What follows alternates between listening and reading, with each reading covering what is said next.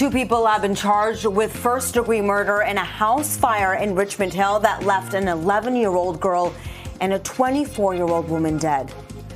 Peel police will conduct a review into how a woman's body wasn't discovered for hours following a fatal crash in Brampton over the weekend. The Ford government has tabled its fall fiscal update. We'll be joined live by Ontario Finance Minister Peter Bethlenfalvy coming up. And reflecting on a remarkable season and looking ahead to the next year, the Blue Jays management holds their end-of-season news conference. We'll have more on this.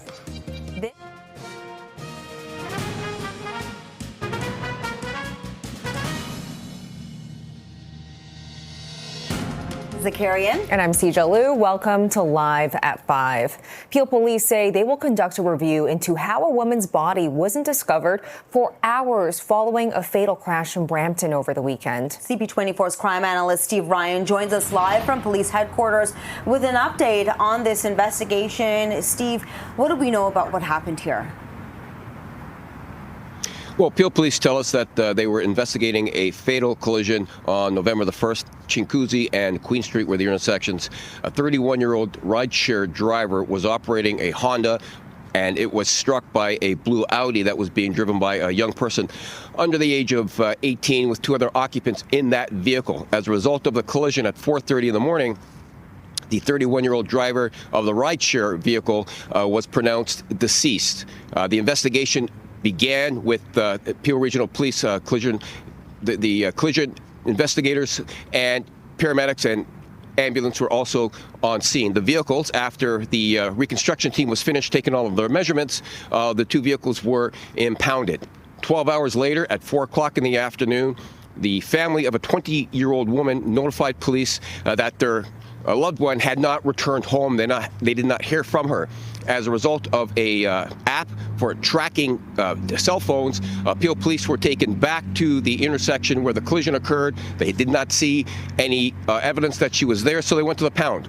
And when they went to the pound and inspected the Honda, they discovered her body in the rear seat of the Honda. So there is an internal review being conducted by Peel Regional Police. Here's more from Peel Police with regards to that review. Here's what we were told. Let's listen. All agencies bear a responsibility when responding to this type of investigation or this type of collision. Yes, the scene was processed by our forensic identification officers as well as our major collision bureau. And there's also later processing that happens after the fact at the impound lot. There's some analysis of the vehicle that takes place later. So to answer your question, collaboratively, we need to come together and understand how this was able to happen. So that review will be very important. It will involve all three emergency services as they tried to come up with the answers as to how that 20-year-old woman's body was missed in the back of that vehicle. The young person driving the Audi has been charged with 2 counts of dangerous driving causing death and 1 count of failing to provide a breath sample. I'll send it back to you guys. Okay, Steve Ryan reporting live in Brampton. Thanks so much for that update and explanation. 2 Toronto residents face first-degree murder and arson charges after a fire in Richmond Hill in September that left an 11-year-old girl and her aunt dead. York Regional Police today announced the arrest of 42-year-old Camille Hall and 30-year-old Smart Obener. They're accused of being behind the September 1st fire at a home on Skywood Drive near Bathurst and Jefferson Side Road. The fire claimed the lives of an 11-year-old girl, Rosa, and her aunt, 24-year-old Helia Bahari Kashani. 3 other members of the family were critically injured in the fire. They have since been released from hospital. This was shortly after 3 a.m. that this occurred. And when we arrived on scene, the accused were not there. So sometime after 3 a.m., they fled the scene, and as of yesterday is the date that we were able to put the case together for those 2 accused and arrest them. At this point, there's no information to suggest that there is a relationship between the 2 people that you see charged and the victims. At this point, we don't have any evidence to suggest that that is the case. We have seen reporting to that extent, but at this point, as we said, it is an active and ongoing investigation, and the homicide unit is committed to following any leads and have an open mind to all leads that could possibly link further the motive behind these 2 individuals being connected to this homicide. Police have released photos of the accused and hopes anyone with information on this case will contact authorities. Let's check on the commute home now with CP24's traffic specialist, Adjoa and CA. Adjoa, what can people expect on their way home? They can expect a lot of volume and a lot of problems, Arda and Siege. I've been watching a long-standing issue. If you're traveling out of Etobicoke, this is because of a truck which rolled on its side. So happened on southbound Martin Grove. It's the on-ramp that takes you to the 409. They've had to shut down that ramp for cleanup of this truck, which from my purview, it's not the best camera view. That truck is still on its side. So a long while before this ramp will reopen.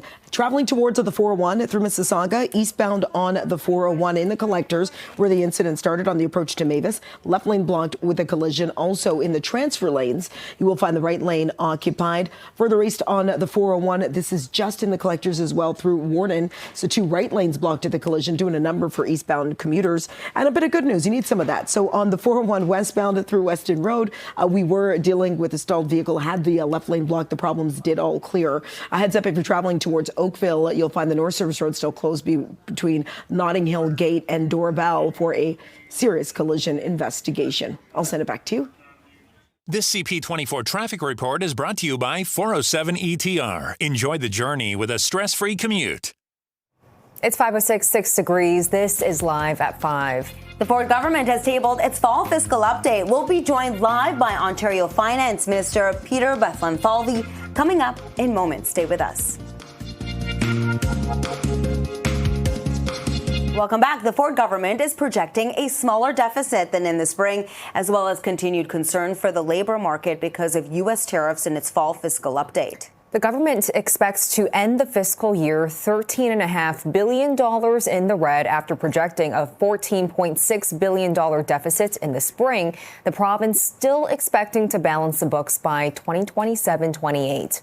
And opposition parties are criticizing the Ford government's fall economic statement. NDP leader Marit Stiles says the province doesn't have a plan to address unemployment. I would have liked to see the government talk about a real Buy Ontario First plan that actually closed the loopholes that exist currently for procurement, that allow for American companies to take on procurement contracts with the government. I would like to see it include municipalities. I would have liked to see some of these funds that they're talking about actually with some strings attached to ensure that we are talking about Canadian companies and Canadian jobs. And the Ontario Liberals are also calling on the province to immediately put $1 billion towards health care. So let's be clear. When hospitals need help, Doug Ford says no. When education needs support, Doug Ford says not now. But when it comes to helping themselves and their friends, they move at lightning speed. If this government can move fast to help their friends, they can move fast today to help our hospitals. If they can rewrite election rules overnight, they can get $1 billion to our hospitals right now. It's really just a question of priorities, and Doug Ford's are all wrong. And for a closer look at the fall fiscal update, we are joined live by Ontario Finance Minister Peter Bethlenfalvy. Thank you, Minister, for joining us. Great to be with you. And Minister, we appreciate your time today. First things first, talking about the tariffs and the trade war, an issue top of mind for everyone here in Ontario. How does the fall fiscal update address that? Well, first off, we've continued to maintain a path to balance because our revenues have been going, notwithstanding the challenges. Businesses have been pivoting. They've been adapting to the environment. We've provided $30 billion of supports. So the good news is revenues are up. We've set aside a little bit more money for some if things get tougher. But the good news is we're improving the deficit by $1 billion, committing to a path to balance in less than 2 years. And it's not either or. You can be fiscally responsible, invest in the economy, invest in infrastructure, workers and social infrastructure. We've proven time and time again that is possible. And Minister, the NDP, as you heard, is criticizing your lack of a plan to address unemployment as the unemployment rate is set to rise to 7.8%. What's your government going to do about this? I don't know where they've been. Maybe they've been missing in action because we've been making announcement after announcement of supports. I'll start with Algoma, 2,800 workers in the north, being impacted by tariffs 50%. We put in $100 million along with the federal government, $500 million to support producing steel up in the north. We announced $1 billion to continue building the small modular reactor in Darlington, in my region in Durham. That's 18,000 construction workers. And just last week, we announced that the Webequie First Nation, they're leading the charge on building the road to the Ring of Fire. $39 million was advanced to put shovels in the ground. So we're getting things done for energy, critical minerals, supporting our steel sector, our auto sector, and companies are responding. And Minister, turning to housing, your government had a target to build 1.5 million homes by 2031. We're now a long way off from that amount. In your latest update here, only targeting to build 64,000 homes, which is less than half of what you were projecting to build. Is your government doing enough to address housing? And what do you have to say about the large shortfall here? Well, the large shortfall is due to what's happening around the world. The tariffs are slowing down economies, and housing construction has slowed down south of the border, everywhere you look around the world. But that doesn't stop us from continuing to build more homes on our path to build hundreds of thousands of more homes. And I'll give you one good example in today's fall economic statement. Waiving the HST for first-time buyers of new builds. That's 8%. The federal government 5%. That's $130,000 on $1 million home that goes back into people's pockets so they can afford homes. It allows for more homes to be built, and that's the announcement we just made. Of course, we put in a lot more for infrastructure and a Building Faster Fund, incenting municipalities to build faster and more. My town of Pickering got a check for $5 million for exceeding their housing targets. So it's something we're doing federally, provincially, municipally, and I'm hopeful that I've got a lot of hope that we're going to get there. And Minister, the Liberals want you to prioritize healthcare. They said immediately they want you to put $1 billion toward it.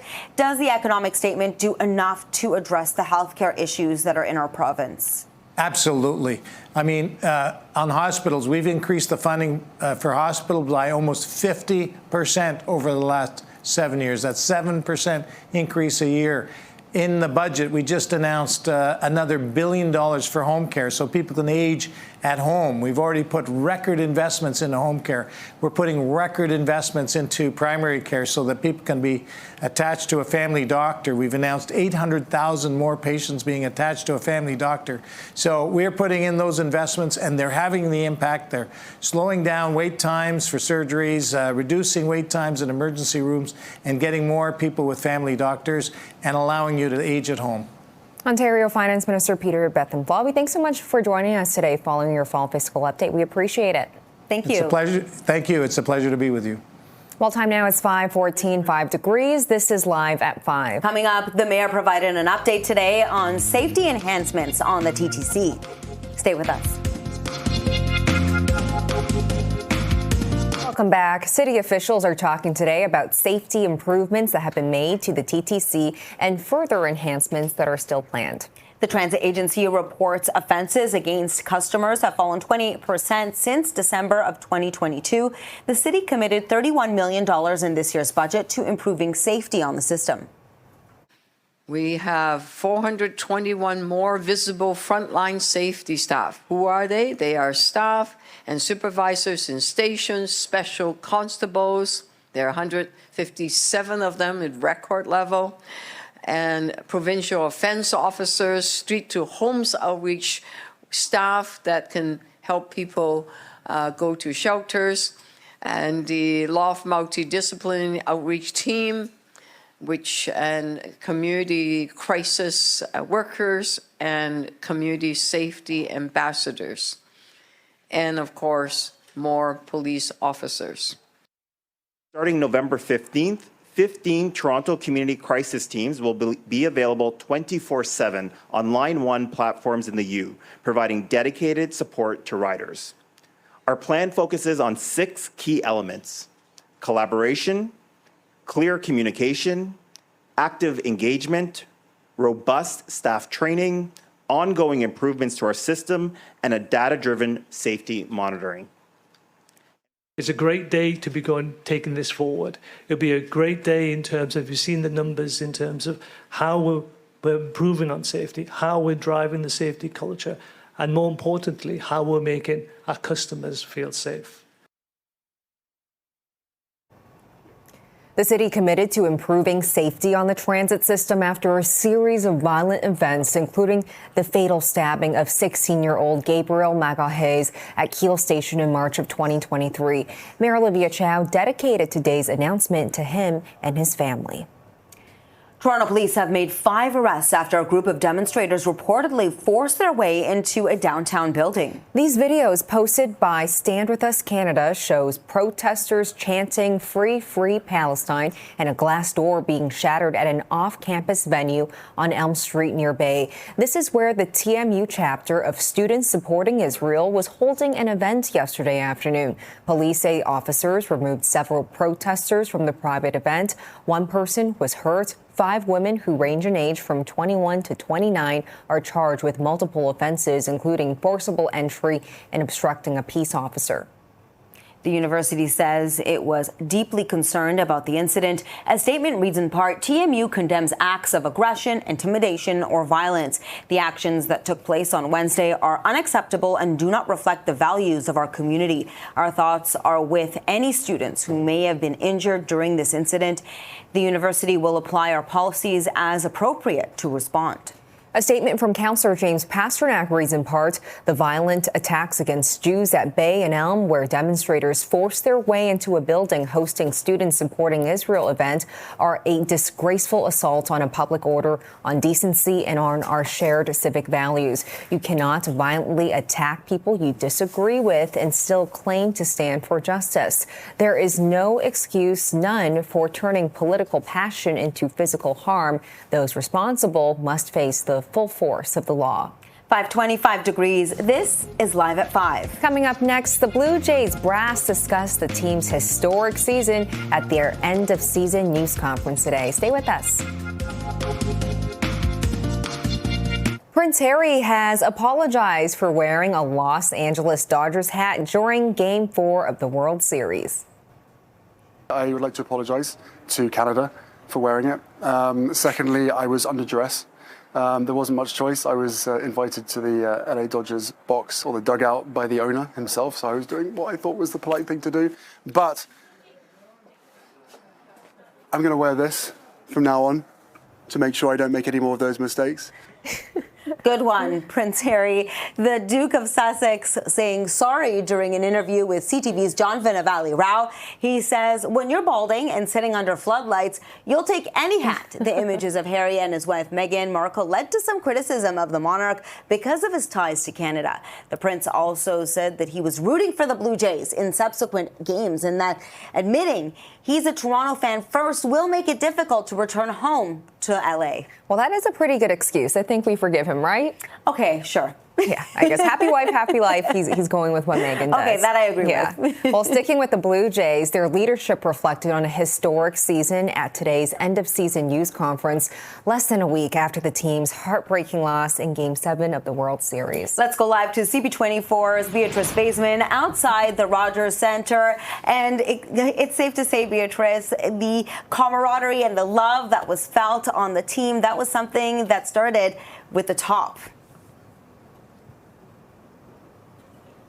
No question about it, Arda, Sija. I mean, this is a team that the whole nation, the whole country fell in love with based on the way it looked like they were having just so much fun playing together. And I mean, what's happened in the last week is a true testament to that. If you read or heard anything the players have said since losing Game 7 of the World Series, seen any of their spouses' posts on Instagrams expressing their thanks, their gratitude to the city of Toronto, to the country, and to the fans for the support. I mean, really, these guys had a brotherhood and a camaraderie that is unmatched, not only in baseball, but really in sport in general. And that's part of the captivation of this team. This was a ragtag group of players that started the season with very little hopes of being in the World Series, but they persevered. They did it game by game, play by play. And in the end, they were just one run shy of actually winning the World Series. And what a difference a week makes. I mean, this time last week where we were on the eve of Game 6, the city was buzzing, huge prospects and hope for the Blue Jays. And now, of course, we're conducting the kind of this post-mortem into what happened and what comes next for this team. The Blue Jays front bench, though, saying they are grateful to the fans, to the city, to the country for the support. Mark Shapiro repeatedly telling me here on CP24 the fans were really the 10th player on the field with these guys. They helped propel them every step of the way. And so now the big question is, what happens next year? How many of these guys are coming back or aren't coming back? And how does this season help the Blue Jays attract new names, possibly new players? And here's what we heard from Mark Shapiro and Ross Atkins. The work that happened behind the scenes, the effort on the field, the performance of the team coming together that I believe the fans connected with was what we had envisioned. And so much credit to the staff and the players who worked so hard towards that cohesion that turned into a style of play that turned into wins. Was very exciting to see, and seemingly connected with our fan base in a way that was powerful.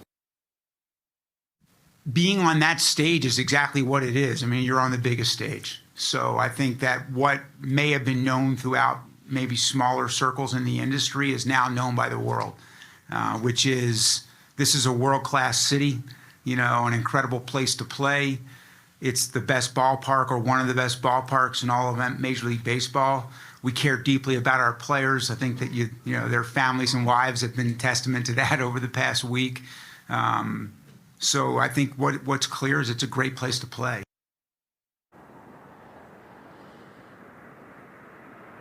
And it's a place that a lot of these guys want to stay and play. Shane Bieber, pitcher, already re-signing for next year. He got a lot less than he could have gone on the open market, but that's a testament to how much he wants to play in Toronto. Now we'll wait and see what happens with Bo Bichette.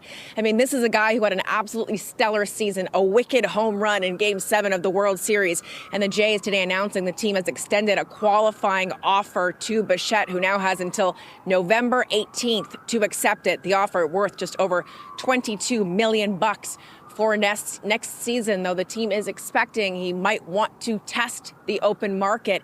He's not the only one who's up for free agency. Max Scherzer, 41 years old, pitcher, saying this is as much fun as he's ever had playing baseball in his career. And he's got 2 World Series rings to show for it. Chris Bassett crying in the Jays dugout after the Game 7 loss, saying he hopes he gets another chance to play with these guys. Then you've got first baseman Ty France, infielder Isaiah Kiner-Falefa, and reliever Sir Anthony Dominguez, all of them up for free agency. So what will the Blue Jays look like in 2026? Time will tell. And by the way, Prince Harry, CJ, what you said, happy wife, happy life. Meghan Markle also getting a ton of flack for wearing that Dodgers cap at the game, considering she lived right here in Toronto while filming Suits for many, many years. So Prince Harry, Meghan Markle, their loyalty to Toronto being called into question big time. Back to you. Yeah. And I have to say, she went to many a baseball game here at the Rogers Center and wore a Blue Jays cap while she was here. Change of allegiance. Blue Jays, thank you. Yes. Well, it's their loss, let's just say. We had so much fun watching the Jays, and I think the whole city thinks that as well. Thanks so much, Beatrice. Appreciate it. Well, time now is 5:29, 5 degrees. This is Live at 5. Peel Police will conduct a review after a woman's body wasn't discovered for hours following a fatal crash in Brampton over the weekend. We'll get a live update from police next.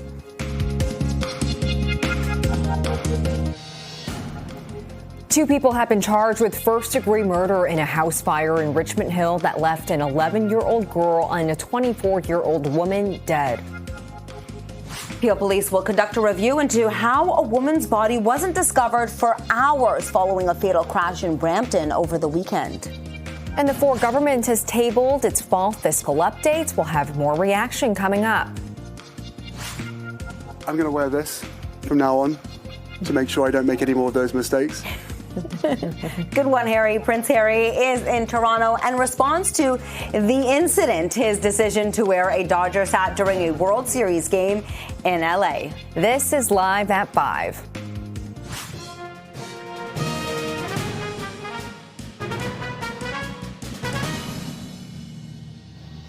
Hello, I'm Arda Zakarian. And I'm CJ Liu. Welcome to Live at 5. Hill police say they will conduct a review into how a woman's body wasn't discovered for hours after a fatal crash in Brampton over the weekend. CP24's crime analyst Steve Ryan joins us live from police headquarters with an update on this investigation. Many questions tonight into how this body wasn't discovered by police at the time. Yeah, Art and CJ, I'm joined by Constable Bell from Peel Regional Police, who's going to provide us with a bit of an update. Thanks for your time. This wasn't as simple, I guess, as just having somebody look in the backseat of that vehicle to find the remains of this 20-year-old. No, sir, and that's the real troubling element here of this investigation. I too had the same question that I'm sure everybody had: was how does this happen? How do first responders miss somebody in the back? And it really required me to go and have a look at the vehicle to properly understand this, because I had the same questions. Right. And what I can tell you is that the collision was so violent and the deformation of the vehicle was so severe that the rear passenger compartment of that vehicle, a void was created, and the individual, our 20-year-old woman, the poor girl, was in that void, and because of the deformation and the crumple effect of that vehicle, she just was not visible to first responders. I know it's very early on. Are you able to tell whether or not it appeared as though she was wearing a seatbelt? At this point, I think it's a fair assumption that it's unlikely she was buckled in. But again, we're going to look into that more detailed, and to understand how something like this in the future can be prevented.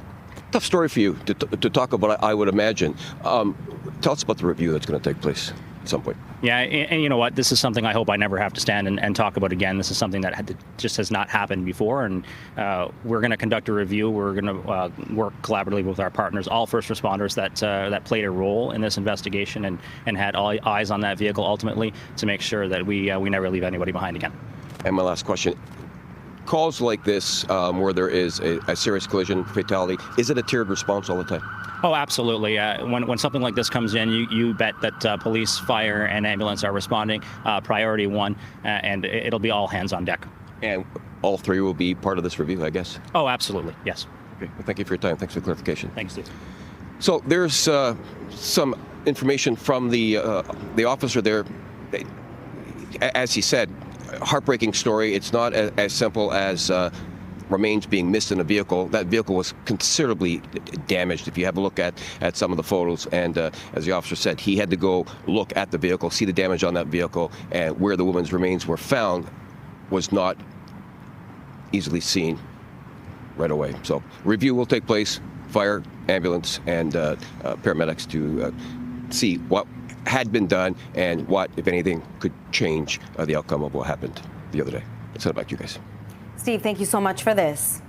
2 Toronto residents face first-degree murder and arson charges after a fire in Richmond Hill in September that left an 11-year-old girl and her aunt dead. York police today announced the arrest of 42-year-old Camille Hall and 30-year-old Smart Obenor. They are accused of being behind the September 1st fire at a home on Skywood Drive near Bathurst and Jefferson Side Road. The fire claimed the lives of 11-year-old Rosa and her aunt, 24-year-old Helia Bahari Kashani. 3 other members of the family were critically injured in the fire. They have since been released from the hospital. The relationship between the offenders themselves remains part of the active and ongoing investigation. And again, we are appealing to the public for any information that they may have with that regard to provide further context to the relationship between these 2 accused themselves or with the victims of this incident. This was shortly after 3 a.m. that this occurred. And when we arrived on scene, the accused were not there. So sometime after 3 a.m., they fled the scene, and as of yesterday is the date that we were able to put the case together for those 2 accused and arrest them. Police released photos of the accused in hopes of anyone with information on the case will contact authorities. It's 5:36. Let's check in on the commutes with CP24 traffic specialist Adjoa. Adjoa, how much patience do people need to have right now? I was going to say something that I can't say on air, but they're going to need a lot of patience. Maybe 5 or 6 suitcases full of patience if you're making your way out. Now we have a new problem to already add to your very, very slow commute on the 403 westbound in towards Mississauga. This is the westbound 403 through Mavis. We had a collision. Just was watching it seconds ago. It was in the center lane. It quickly came and went. So bit of good news if you are making your way out. And then if your travels take you on to the 401, still have long-standing issues. This is the eastbound lanes of the 401. This has been with us since the early afternoon. So eastbound 401 collectors, just as you make your way on the approach to Mavis. Left lane still blocked to this collision. Hard to tell because the sun's gone down if they're still blocking the right lane in the transfers, but it does appear they still are. What I can see is traffic now moving from well before Winston Churchill. Still are dealing with the big problems. It is the southbound Martin Grove on-ramp that takes you to the eastbound 409. It's going to be closer the next little while. That's a word from MTO and OPP because of a transport truck which ended up rolling on its side. And the rest of the 401 remains a busy drive across the top of the city, but no other live lane issues. We are dealing with a fire investigation. You'll find a Lawrence closed both ways between Keele and Benton. So another serious collision, this one happening out in Oakville. The North Service Road is closed between Notting Hill Gate and Dorval. I'll send it back to you both. Thanks, Edge. You're welcome. Mississauga is sharing its winter snow clearing plan. So new this winter, crews will clear snow from all sidewalks and all windroads from 134,000 residential driveways. There will also be citywide parking restrictions to allow snow plows to operate. Mississauga roads, sidewalks, trails, bike lanes, bus stops, and crossings will be cleared when 5 centimeters or more of snow falls. For less than 5 centimeters, roads, sidewalks, bus stops, and trails are salted but not plowed. 5:38 right now, 5 degrees. This is Live at 5. The Ford government has tabled its fall fiscal updates. We'll break down the numbers and have reaction from opposition parties coming up. Welcome back. The interim leader of the federal NDP says the party is not going to support a conservative motion on the budget that the Carney Liberals are treating as a confidence vote. The Conservatives want, massive cuts to public spending. That's exactly the opposite direction that the Democrats think we need to go in, which is investing in Canadian economy at this point. So there's absolutely no way we're going to support the Conservative motion today. The Conservative proposal called on the House to reject the budget because the party says it's not affordable and fails to consider that every dollar spent comes out of the pockets of Canadians. It also listed concerns about the size of the deficit, the industrial carbon tax, the cost of the government, and absence of plans for new oil and gas pipelines. The Bloc Québécois amendment goes before the House tomorrow. If the government loses that vote or the vote on the budget itself, it could trigger a snap election. And the Ford government is projecting a smaller deficit than in the spring, as well as continued concern for the labor market because of U.S. tariffs in its fall fiscal update today. The government expects to end the fiscal year $13.5 billion in the red after projecting a $14.6 billion deficit in the spring. The province is still expecting to balance the books by 2027-2028. The government says it's enhancing and expanding a manufacturing investment tax credit and adding $100 million to a fund that helps small and medium-sized businesses diversify into new markets. Unemployment is also expected to rise by nearly a full percentage point to 7.8% this year. The fiscal update shows the Ford government is further away from its goal of building 1.5 million homes in 10 years. Housing starts are projected at 64,300, which is down from 71,800 in the spring. It is the third consecutive budget or fall economic statement in which projections have been revised downward. The government is promising an HST rebate for first-time home buyers on homes of up to $1 million at a cost of $35 million this year and rising to $190 million and $245 million in the next 2 years. We put in $100 million along with the federal government, $500 million to support producing steel up in the north. We announced $1 billion to continue building the small modular reactor in Darlington, in my region in Durham. That's 18,000 construction workers. And just last week, we announced that the Webequie First Nation, they're leading the charge on building the road to the Ring of Fire. $39 million was advanced to put shovels in the ground. So we're getting things done for energy, critical minerals, supporting our steel sector, our auto sector, and companies are responding. Opposition parties are criticizing the Ford government's fall economic statement. NDP leader Marit Stiles spoke about the housing projections this afternoon. It looks like the government has thrown in the towel on building housing in the province of Ontario. And let's be clear about what that means as well, right? Not only does it mean that we're not building homes, any homes, let alone affordable homes that people can truly afford in the province of Ontario, but it also means that we have people who are construction workers, home construction workers, that can't find work at a time when we know there is a housing crisis. We desperately need homes. Nothing the government has tried has worked, clearly, and so they seem to have thrown in the towel. The Ontario Liberals also reacting, calling for the province to immediately put $1 billion towards health care. What we needed was a fall economic statement that actually helped people. Instead, we got a fall economic statement that mostly helps the government and its friends. There's no real relief when it comes to affordability, no meaningful support for our schools, and no investment to stabilize our hospitals. And that's why we're calling on the government to direct $1 billion right now to stabilize our hospitals, to keep ERs open, reduce wait times, and ensure that people can get the care they need when they need it.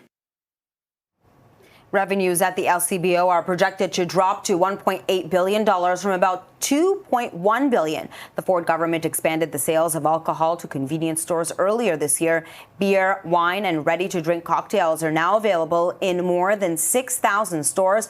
The LCBO is set to become the exclusive wholesaler for retail, bars, and restaurants this year.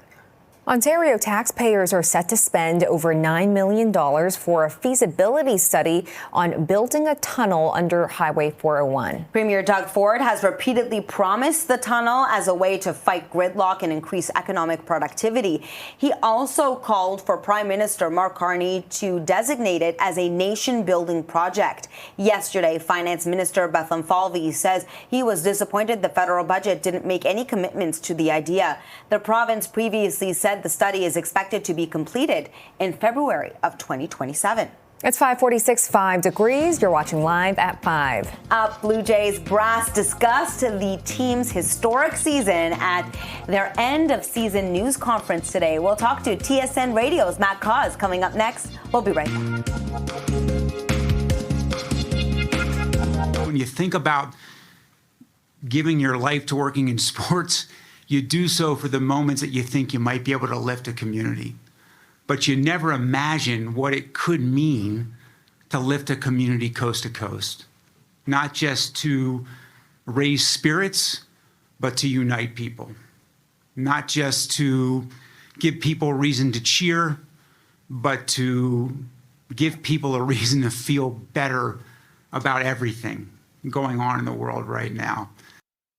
I think the industry, the league, the players know how attractive Toronto is, how attractive this nation is, and how attractive the organization is to play for. So it just always depends on the individual. There are players that don't want to play in California. There are players that don't want to play in Florida. There are players that want to be in an Arizona spring training.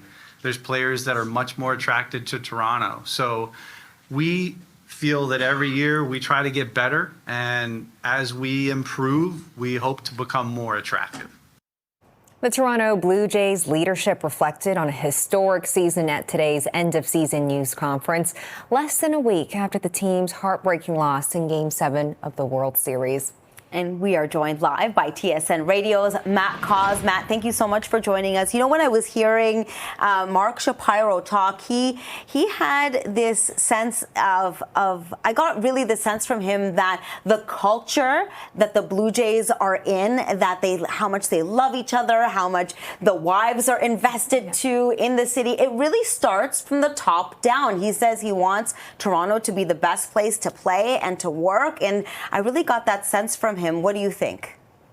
Oh, yeah, absolutely. And you saw it in every round of the playoffs when the Blue Jays would win and they'd celebrate. The players were there, the wives were there, the family was there, the children were there. So you could see that sense of camaraderie. I mean, the cynic would say, well, winning always helps culture. But the pushback there is Shane Bieber elected for the player option. He's coming back this year. He could have tested free agency. He could have freed himself from the Blue Jays and probably made a lot more money, but he opted in on his player option for a 1-year, $16 million deal, even though he could have got more money elsewhere. I think that is an example that shows there is a high level of camaraderie and respect among the players within this organization. And Matt, yeah, the Blue Jays also announced their end-of-year roster moves. I think the big question everyone has right now is Bichette. Where is he going to go? What's the latest we're hearing on that? Yeah, I think Bichette will go and test free agency. And Ross Atkins said the reason why they haven't had any negotiations is they respect that, Bo and his agent are going to at least want to see what's out there. And there's going to be a lot of bidders for Bichette. He will be 28 years old next year. He's one of the top hitting shortstops in baseball. He can hit. We saw he could play second base. He could play third. There's going to be a bunch of teams out there that are going to be after him. Hopefully, the Blue Jays have shown they'll spend the money. They spent it on Vlad. They spent it on George Springer. So they should be able to match whatever offer anyone does.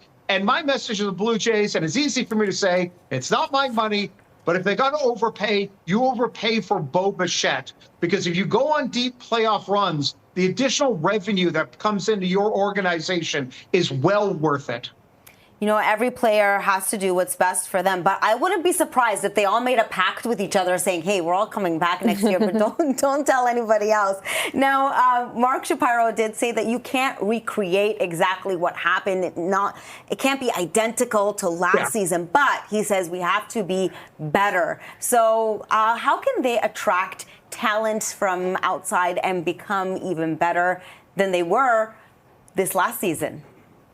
Yeah, the main thing that they can do beyond bringing back Bichette is they've got to find another pitcher, a guy that's under control for a couple more years, because Kevin Gausman and Shane Bieber have 1-year deals. So we don't know what's going to happen to them after this year. Beyond that, the main way you attract other players is, well, the Blue Jays win. They got to the World Series. They were 5 outs away from winning the World Series. Also, Vladimir Guerrero Jr., he signed that 13-year-long deal. So any free agent knows, okay, I'm going to a place where there already is a star in place, where there already is a #1 bat.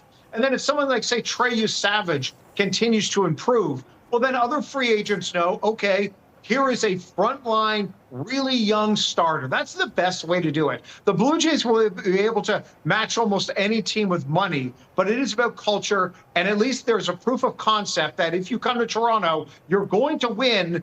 You're going to be cheered for by an entire nation, and you're going to have a fan base that is going to be behind you. Absolutely. It is a proven team now. Thanks so much, TSN Radio's Matt Cause. We appreciate your time today talking some Jays. Thank you. Absolutely. Take care. Now, speaking of the Jays, the big controversy here, Prince Harry, he is apologizing for wearing a Los Angeles Dodgers hat during Game 4 of the World Series. I would like to apologize to Canada for wearing it. Secondly, I was under duress. There wasn't much choice. I was invited to the LA Dodgers box, or the dugout, by the owner himself, so I was doing what I thought was the polite thing to do. But I'm going to wear this from now on to make sure I don't make any more of those mistakes. It will now be glued to his head. The Duke of Sussex saying sorry during an interview with CTV's John Vennavally Rao. He says when you're balding and sitting under floodlights, you'll take any hat. The images of Harry and his wife Meghan Markle led to some criticism of the monarch because of his ties to Canada. The prince also said that he was rooting for the Blue Jays in subsequent games, and that admitting he's a Toronto fan first will make it difficult to return home to Los Angeles. I will say he doesn't look too happy in that photo. No, duress. I believe it. Yeah, but that's a good excuse if you're bald. I wonder who else will use that one. Well, time now is 5:56, 5 degrees. You're watching Live at 5. And if you spotted a donkey downtown today, a miniature donkey named Rosie, your eyes were not deceiving you. Coming up, we'll tell you why Rosie the donkey visited City Hall today. Welcome back. A miniature donkey is in the city to kick off the 103rd edition of the Royal Agricultural Winter Fair. Rosie is this year's ambassador. The 6-year-old miniature donkey made the trip from a farm in Oshawa and arrived at Nathan Phillips Square this morning. There's 1 million square feet, so there's literally something for everybody. You can learn about cattle, you can learn about where your food comes from, you can watch an incredible horse show in the evening. We even have Western Day on our final Sunday on November 16th, where you can come in your best Western gear, bring on those rhinestones, and watch 2 rodeos on Sunday. 5:59, 5 degrees. Thanks so much for joining us. This is CP24. Stay with us.